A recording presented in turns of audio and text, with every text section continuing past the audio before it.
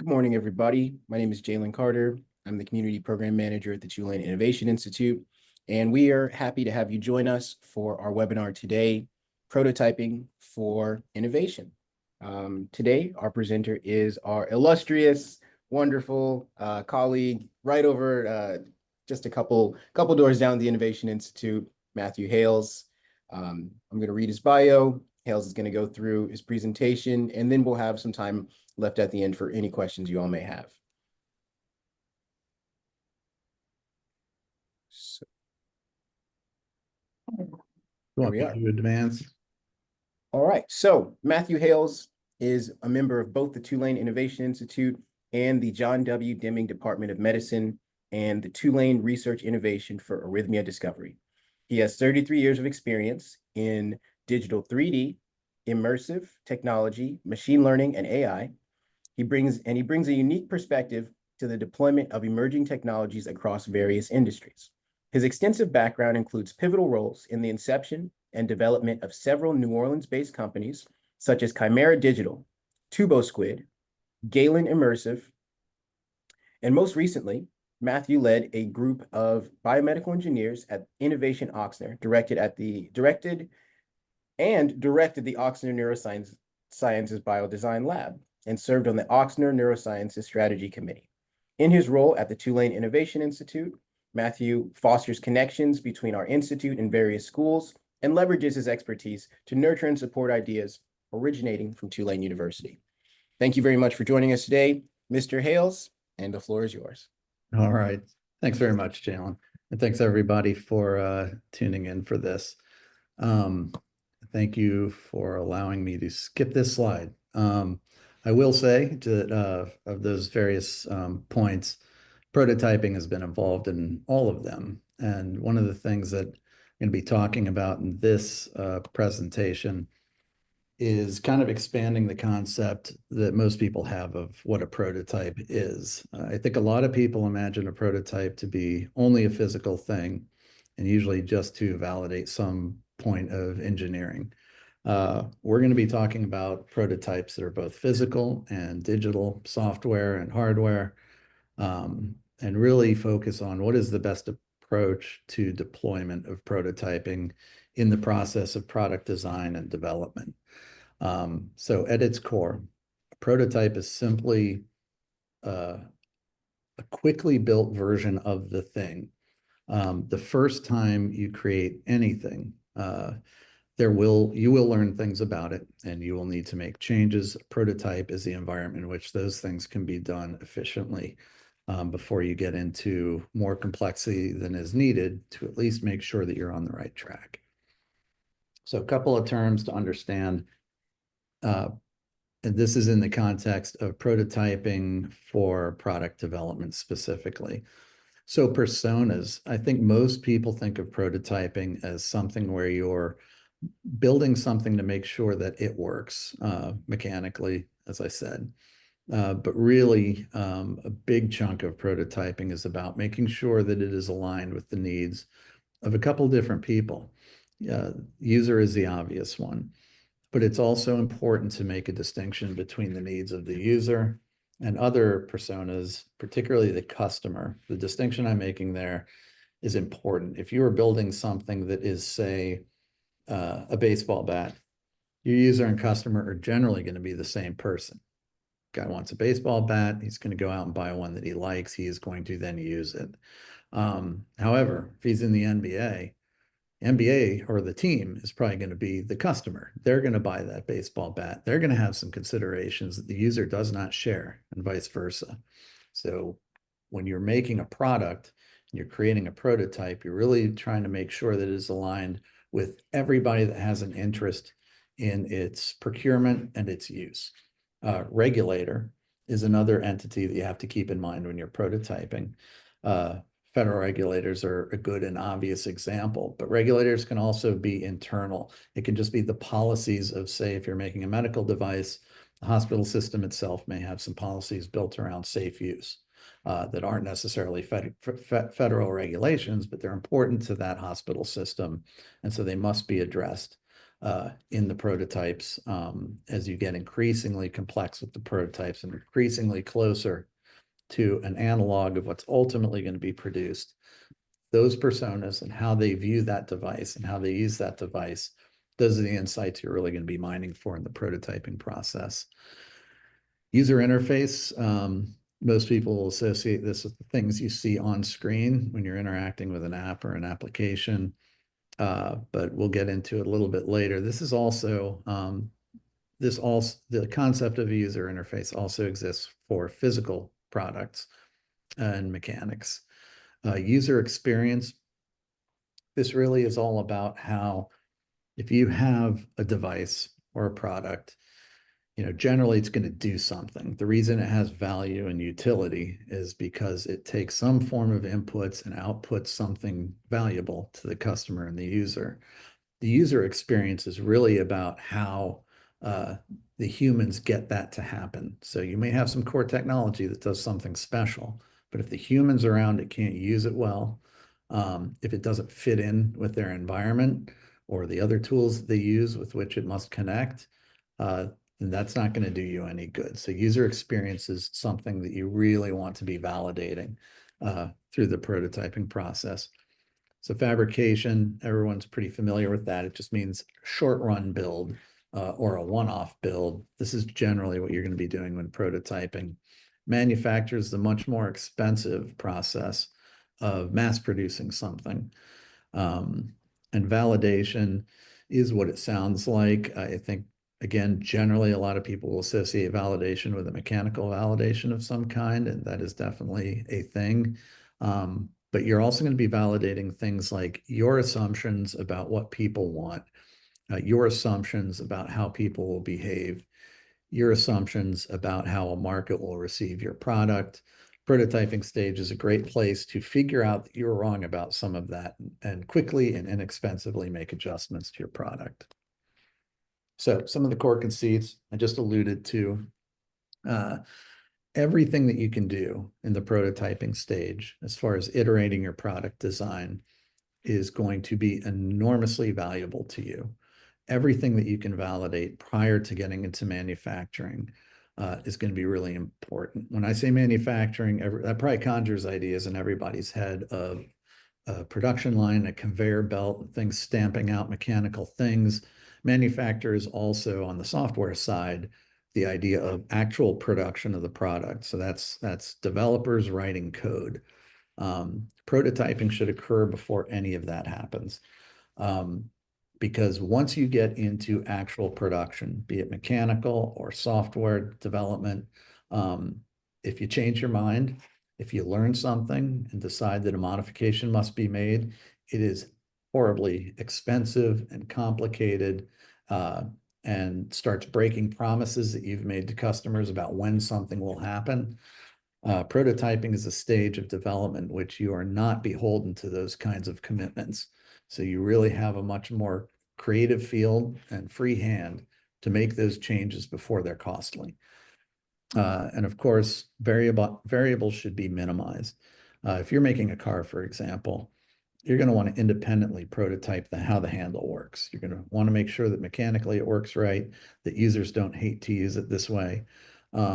Ultimately, you'll do increasingly more integrated prototypes that have more and more systems included, and ultimately have something that's pretty close to a functional analog of what's going to market. But those subsystems can and should be independently validated through prototyping. So prototypes should be optimized for discovery. I think a lot of people think of prototypes as just validators, just things where you can find out if you are right or if you are wrong about something. But it's important to keep your mind open and realize that you'll be getting a lot of unexpected signal, and it's really important to listen to that. So you're really looking to discover new things. You want to reveal something about the invention itself. Maybe that's the mechanics or how it works with people. Revealing something about the environment in which an invention will operate. So often inventions, be they software or hardware, when you create them and when you conceive of them, you're kind of in your own lab with them. But ultimately, they're going to have to live in an environment with humans around them. They're going to interact with other systems. they will be beholden to how smoothly they fit into somebody else's world. You're going to learn a lot about that when you start deploying prototypes into the environments in which they're ultimately going to have to function well. You're going to learn a lot about your user especially, but also your customer and the market generally that you're looking to place your invention into. And then really keep an ear open for the unexpected, because you will learn some very unexpected things. It's my favorite part of that period of design. But it's easy to kind of walk past if you're not carefully like conducting user interviews and things like that as you go. So here's a good example of prototype that's optimized for specific discovery. So the product itself is that little silver thing. It's very small. The mechanical structures are very small. When you're looking at how well this design is actually working, it's a little opaque. So they very cleverly decided that they could simply take that basic design, 3D print a scaled up version. It makes it much easier for the human engineers around it to start poking it with a stick and seeing what works and what doesn't. Really moving these parts around. You'll see that they've made certain parts transparent, so they can actually see those contact surfaces do their job. Engineers, designers, they are humans. And in so many ways, it's important to think about them as users and think about how their brains like to internalize information. Humans really like to hold stuff. They like to be able to move it around and scrutinize it in place. And prototyping is a perfect environment in which you can allow for something like this, a real exploratory model, as opposed to just something that you're spinning around on screen. You'll learn a lot more from something like this. So we'll talk about the different purposes of different types of prototyping. So engineering prototypes we talked about, that's a little bit like what most people think of. It's really there to validate the core systems. Do they mechanically do the things they were supposed to do? Does it break? Does it work? Can it handle a certain amount of repetition? And again, this can be device, this can be software, this can be environment. This is the most typical thing that people think of when they think of a prototype. So in this example, the end product on the right, I'm guessing is a frozen yogurt device. The first prototype of this function is on the left. Things to note about it is what you see in the middle is what actually got manufactured. And it's a lot more complex. This is a good example of the kind of targeted prototyping and validation model. So there are only a couple of things that this company might not be pretty familiar with, and it might have to do with how this stuff is actually extruded through this device. Other systems they might be very familiar with. They might already have refrigeration systems that they kind of can use off the shelf, power conversion systems that can kind of be plug and play. But the idea of miniaturizing the actual extrusion of material, that might be new to them. And so that's where a device like this can really be stripped down to just validate the stuff that's kind of new ground for this product. And then later, as they develop this, it'll become increasingly complex. And you'll see that this is really built out of, we'll get into what 80-20 aluminum is a little later, but basically it's a kit build that allows them not to spend a lot of time on the stuff that isn't unique about the product itself. So user experience prototype, this is really something that's built specifically to figure out how well this is working with the users. Do they like it? Is it obvious to them what they should do and how they should operate something? So here's a good example of that in software and apps.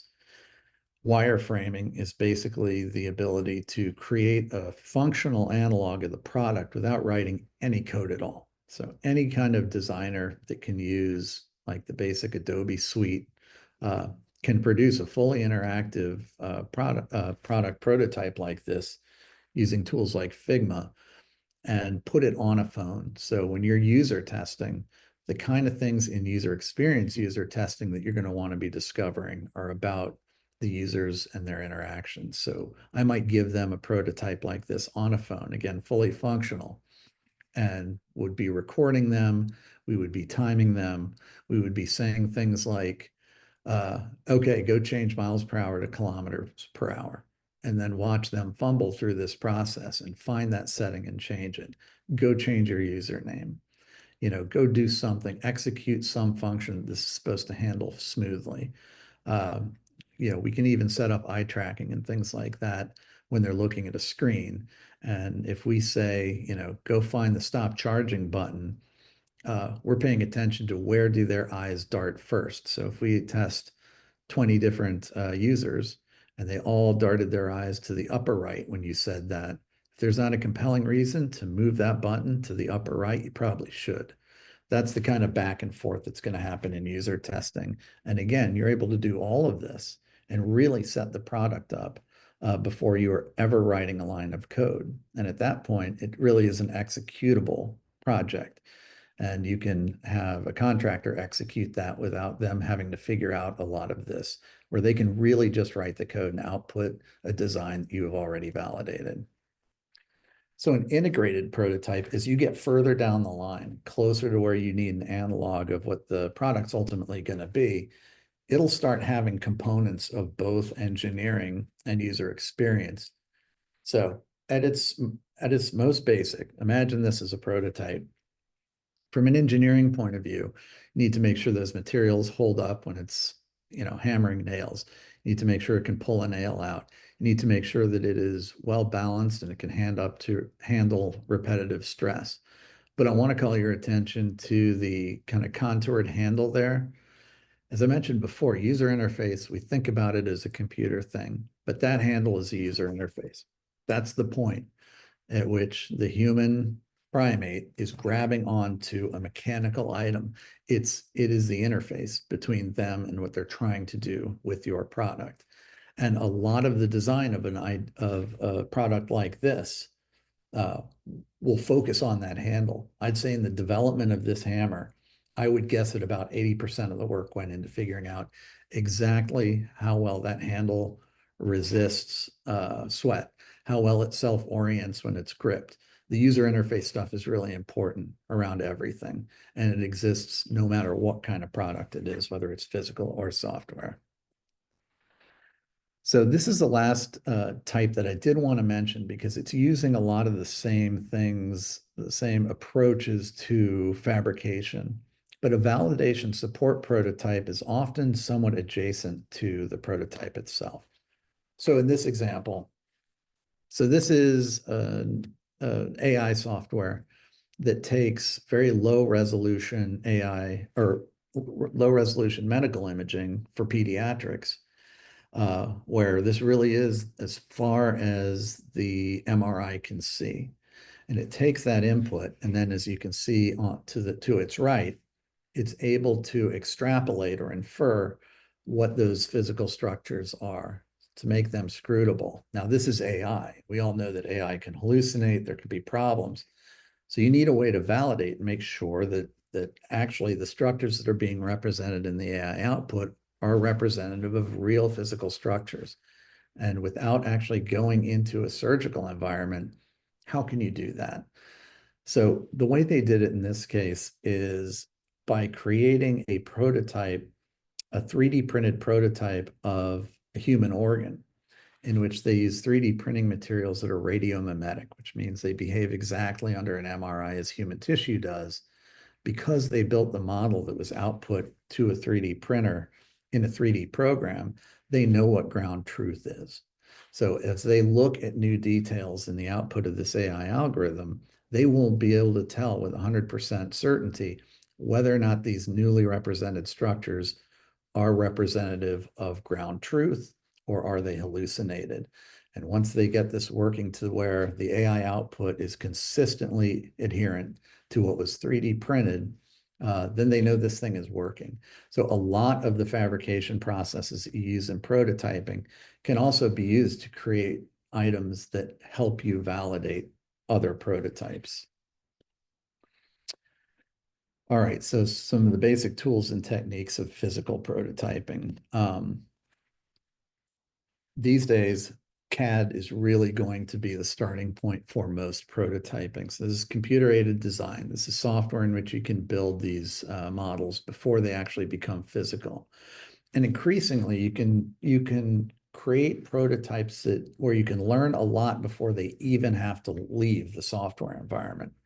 This is really important because you should be thinking about printing or fabricating on the outside in the physical environment is something that is effort. So it should be put off as long as possible. You should learn as much as you can within software before you actually go through the expense and process of putting something out for kind of user experience testing.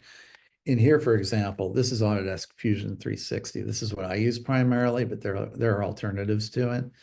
But one of the things that it offers is actual simulation. So the kind of heat map that you see around that gear, that's telling me what kind of forces are being experienced by those things. I want to minimize weight here.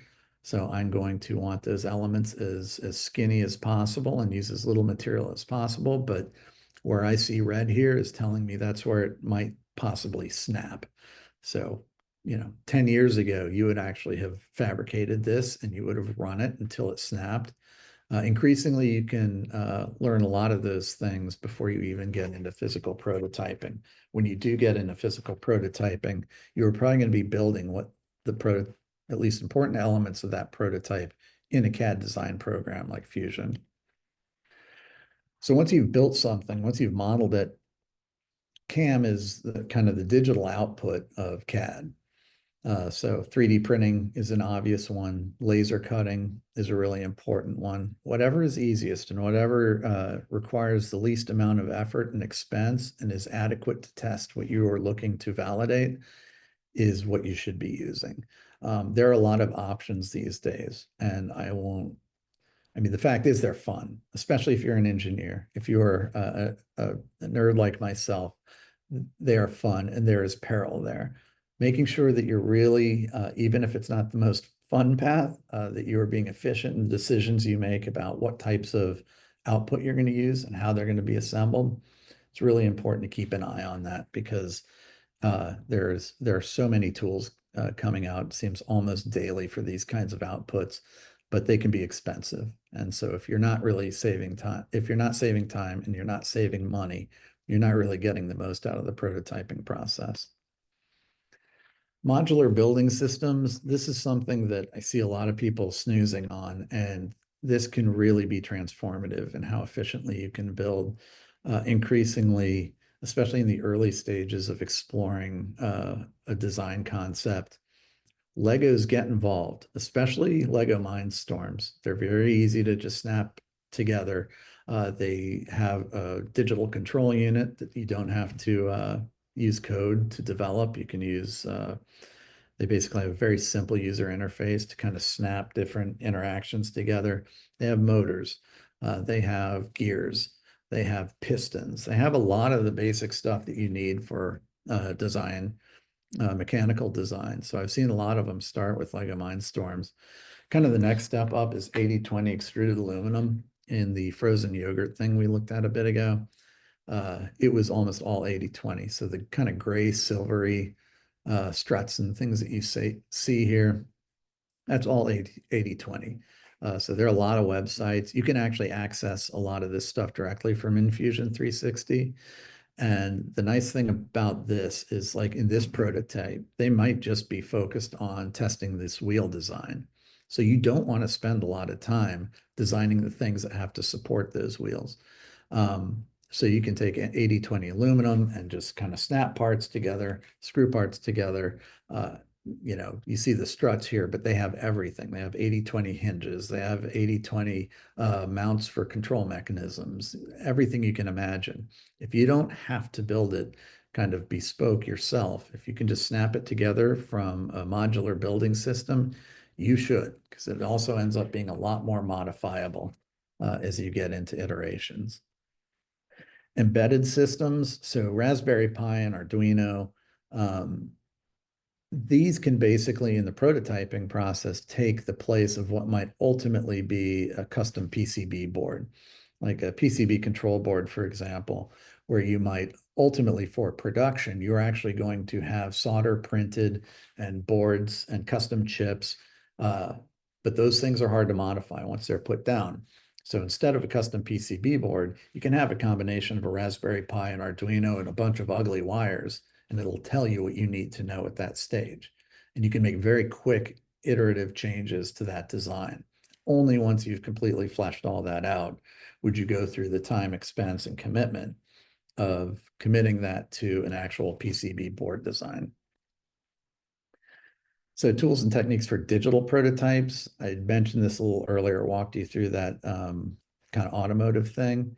That was an interactive prototype called the wireframe. We'll get into that after this, but mock-ups are kind of the simplest way where you can get early information about user experience. These can literally just be Photoshop images that you put on your phone in your photo collection and just go full screen. And you can get some very valuable stuff out of that. And that's good enough to put in front of some early user analogs and say, do you like this? Where would you go with this? What's the next thing you would click with this? So you haven't even created an interactive wireframe at this point, but you're still in a position to get some interesting and actionable intelligence to let you make some modifications before you even go into the trouble of making an interactive prototype. So wireframing is where things get interactive. I use Figma. There are some alternatives, though Figma is kind of, it's massive within this industry, and most people are going to need to know Figma if they want to do this kind of prototyping. But it's a design environment. If you've used InDesign or Adobe Illustrator, even Photoshop, the tools are going to feel pretty similar. But it does allow for interactive workflows and even kind of fake data that you can have flow throughout this so that you can present the user with a very realistic, almost one-to-one version of what a final product will look like and how it will behave. And when you need to make a modification, you're making it within this software environment. It's real easy, can actually be done on the scene. So while you're user testing, we have had situations where we've seen enough, something's not working, we can go in and immediately make those changes. White boxing, this is what is used in game design generally. So white boxing, before they go through all the trouble and expense of making these really pretty textures and things like that, they can create this kind of white environment where they can at least make sure that you can get from point A to point B unaffected. So again, putting minimal effort into getting the maximum amount of feedback. So a couple of case studies. The first one, everyone should read up, that's going to do some prototyping on the Lunar Landing Research Vehicle. This program kind of set the tone for how prototyping has been used in industry hereafter. This was the first LLRV. This absolute death trap, no one died, but it was really dangerous, was how Neil Armstrong learned how to operate the lunar lander in, I think, 1/5 gravity. So it's got all these rockets that are shooting down to try to offset the Earth's gravity. This was the first, the LLRV. Later, they went on to the LLTV. Reason I mention that is one of the things you're going to be iterating on is not just your product, but the design of your prototype. So this is kind of a V1 prototype. It ended up being very dangerous and also giving the pilot way too much view when actually their visibility would be quite restricted. So modifications were made to the cockpit, and modifications were made to the prototype itself. This is what they ultimately ended up with, and it was incredibly effective, and it has no resemblance to where they started before the prototyping process commenced.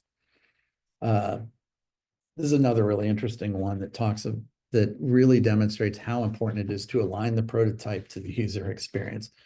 So brown boxing and VR, at the dawn of virtual reality becoming a product, we were testing a lot of this in TurboSquid's Immersive Technology Lab. I Expect You to Die was a game by Shell Games. It was one of the first big hits in VR in which you're a James Bond type character. You're being put in these horrible situations. In this case, he's locked in a car with a bomb in the belly of a C-130 aircraft with poison gas getting out. And your job is to figure out how to get out of this situation, as James Bond always does. These are the levels. It does this over and over again. So remember white boxing? this is a game. So the game developers immediately went to white boxing. So if they're in Unity or Unreal, they're looking at this on a 2D screen. This did not go well. Everything they learned about how to make a video game did not work now that they're in an immersive environment. It was really a struggle. I mean, they really didn't know how to move forward because all the work they did, none of it was really predictive of how things would work in user testing. What they came up with, and is still kind of the coin of the realm for VR game development, is brown boxing. They realized that VR is much more analogous to human life than it is to playing a game on a flat screen. So they built out every single level with just duct tape and brown boxes and markers. And then they could really get a sense to where people's hands would go and what that environment felt like. And only once they actually had a prototype working in brown box mode would they then go into a game engine and start building out those things based on the measurements made in brown boxing. The last one, because I know we're getting tight on time, the unexpected. So this is an interesting one. In the Immersive Technology Lab, we had a lot of game developers that were wondering how humans would react and what kind of some of the conceits about game development. One of the primary conceits about game development at the time was that users won't look up. If you're developing a level, do not hide the key above a certain eye line because users, for some reason, on flat screen games just will not look up. So we used as a prototype this thing called Robo Recall, and we were able to get robots to attack the user from above. So we could find out if they're looking up. Something interesting happened in the lab. We had a user tester who was, I mean, this guy must have been like 6'3", but he noticed, he looked up, he swung his hand, and he actually connected with our ceiling and really kind of hurt his hand, like he was bleeding. But he kept swinging at the robots. We immediately shut this thing down, but we learned something really interesting when we were interviewing this guy afterwards.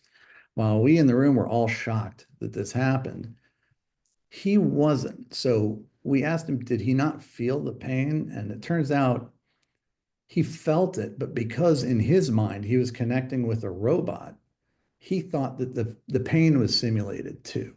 So while he felt it, he kind of expected it. It had logical space in his brain. And because he thought it was fake, even though it hurt, he didn't mind the hurt. Later, when we were developing VR products for pain management, when I was in healthcare, that insight ended up being really important. That pain is not just pain, that how somebody thinks about the source of the pain is important in how you might manage pain. But those are the kinds of unexpected insights that can be really helpful. So I think that's it. Questions? Thank you, Hales. Y'all are welcome to put questions in the chat or just shout them out.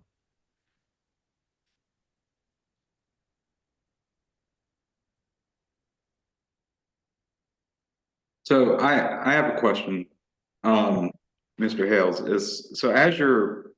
As you're developing the prototype, I know that when you're working with a team of people, that it can be a real rabbit hole, right? And they'll keep tweaking as long as you let them keep doing that. Is there any sort of rule of thumb or criteria that the leader has to say, okay, it's good enough, and we need to Yes. move forward? No, and you point out a thing that really does happen. I kind of alluded to it when I mentioned how much fun some of this can be, and how interesting some of it can be. There is going to be some of that. I think you can go far when you're in the very earliest design stages by being deliberate about how you define things like adequacy. What issues are threshold issues that absolutely must be met, which things can afford to be less than perfect and you can catch up on the next iteration. Right. It's especially challenging when you're dealing with complex systems in which you have multiple engineers or designers that are responsible for their own subsystems. Those are their babies, right? Like Yeah. they have an emotional attachment to that being as perfect as it can be, and that's a good thing. but ultimately it's a component. And so Right. you have to be really thoughtful and have those discussions early on about what can we afford to move forward? What are the move forward marks? What is the threshold at which we can lock certain systems down and start testing the systems around them? So I can't say that it'll always be easy, but I think you can go a long way by being explicit about what your thresholds are and what is considered adequate. What do you consider good enough to move on? And it's good to have those conversations early because that really allows them to focus on those things and seeing meeting those thresholds as success, as opposed to seeing this concept of perfection as success. And just one follow on. And so as far as the user and consumer and the regulator, how much does like the user input, for example, inform that? Like I needed to do X. So once it does X, I'm good. Yeah, so it's the user, user is king in my philosophy of product development. User is king. When you get to regulators and customers, there are certain thresholds that must be met. Right. But the user, especially when you're dealing with something that might be where the customer might be a business, like a hospital system or something like that, they might say yes to your product from a business point of view. But if you put it in front of a clinician and they don't end up using it because they are busy and it is terrible, if you've made some really bad interface decisions and it's just a pain to get things from Epic to this to that, one of the more destructive things that can happen is just the user deciding not to use it. Right. They're not Right. going to renew next year. So I think that all too many times you see bad product out there and it's something that they're able to sell management on, but they really weren't listening to the user enough. And those end up Right. pretty short-lived engagements that aren't Right. ultimately very I fruitful. definitely, as an IT consultant, I've seen a lot of that. Yeah. So, all right. Thank you. Sure.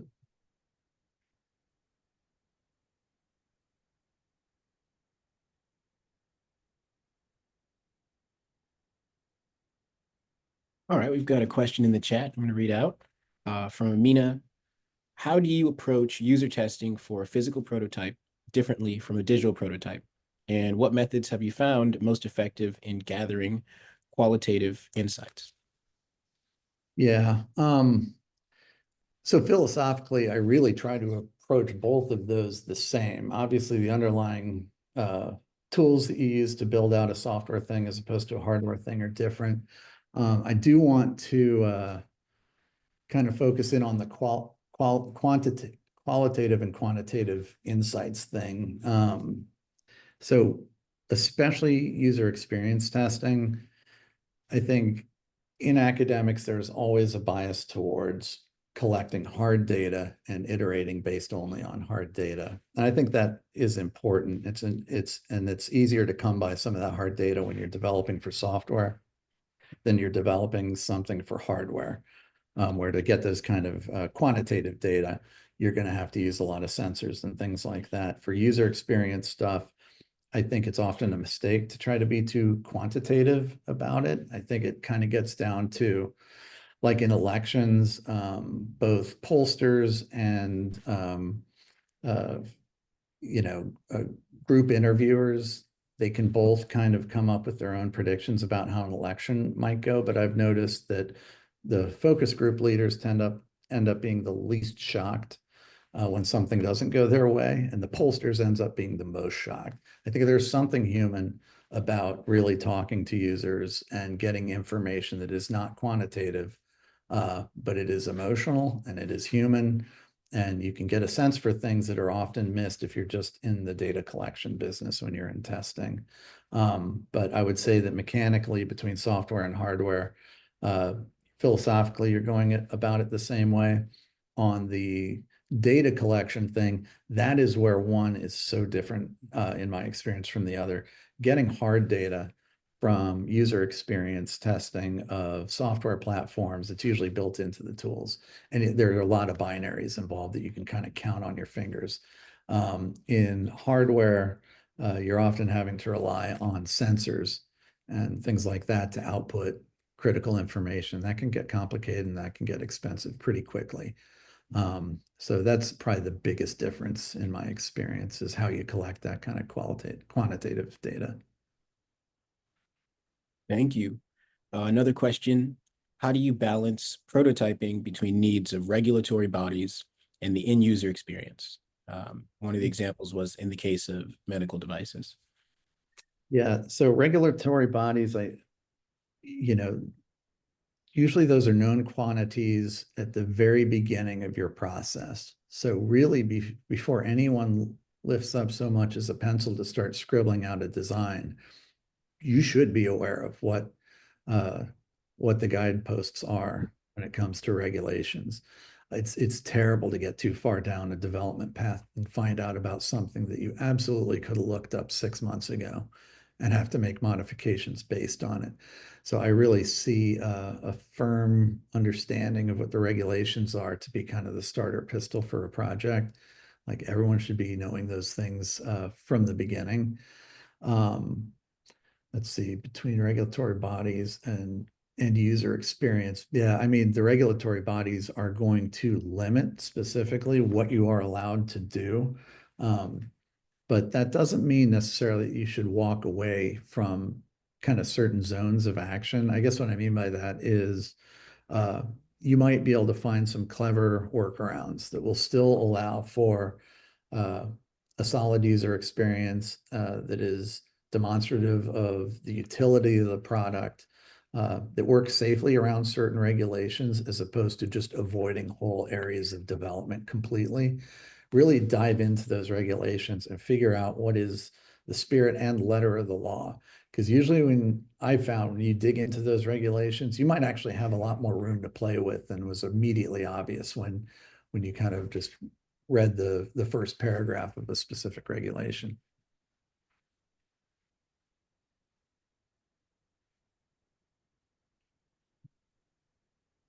And then there's another question that popped up in the chat. Tips on deciding when to give up on a prototype design and pivot to another.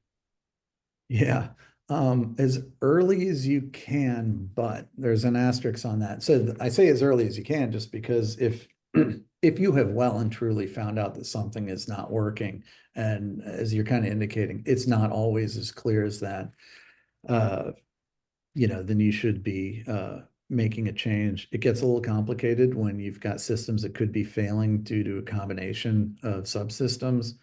One thing that I have done in the past, though, is especially when I don't feel like I have my head around exactly what the fail point was, is I have split off A/B groups. So this is helpful if you've got the staff and the bandwidth for it. There are times when I am loath to give up on prototype A, but I am going to reassign resources to creating a new prototype B and collect insights from both and kind of push the kill decision down a bit. So we're going to see if we're going to make some adjustments. And we're going to see if this prototype B works any better. But there might be, usually that is an effort to clarify what the point of failure was, because it isn't always necessarily clear. And sometimes you can build a prototype where you're specifically targeting changes to areas that will be revelatory, that will tell you, that will prove the case that one thing was a fail point or the other thing was a fail point. So it's not always necessarily about just backing off on a given prototype fork. But sometimes you're going to have to do another round of discovery before you can confidently kill off an effort like that.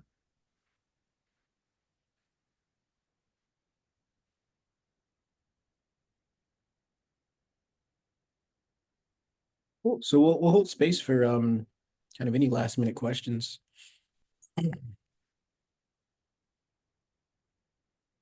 All right. Well, I do have just one other question, matter of curiosity, really. Relative to prototyping, how useful is the current state of digital twins in developing prototypes from them? Yeah, I kind of think of digital twins, especially kind of when you think of factory floor digital twinning, like the stuff that NVIDIA is really pushing.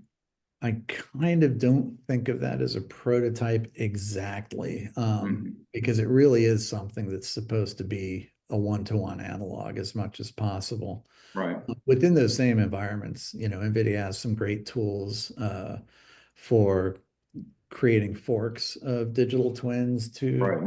That's um, really kind of what I was yeah. considering. I mean, I think it's amazing just because you normally don't have your usually your starting point is a pretty primitive build. Mhm. When you're doing a fork of a digital twin, you really are modifying the thing in a way that is a simulatory one-to-one analog to the changes being proposed. Really, until you had digital analogs that are built to the level of detail and specificity as like a digital twin, you just didn't have those opportunities unless you're going to actually build physical modifications and find out if they failed. So it's great. And it's really, especially when you're dealing with systems and subsystems that have to work well together, those integrated systems, Right. that's where it's the greatest, is because Right. you have all the context built in that normally you would have to build yourself. That's thank you. Thank you. I appreciate it.